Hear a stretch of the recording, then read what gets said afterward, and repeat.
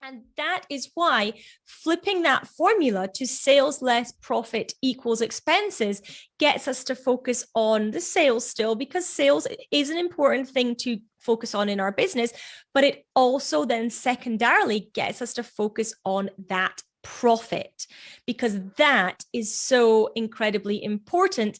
And the leftovers is the expenses in our business. So we are playing into our natural behaviors instead of trying to push and fight against them.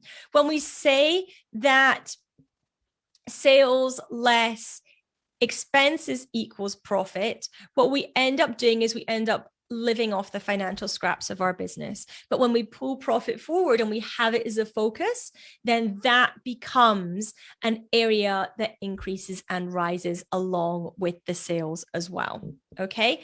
And this is a really key mindset shift that many people who are running profit first successfully in their businesses experience. They experience this situation where actually what they are doing each month, each week, each day is they're actually bringing profit into their thoughts, because they are working off this priming effect of sales less profit equals expenses.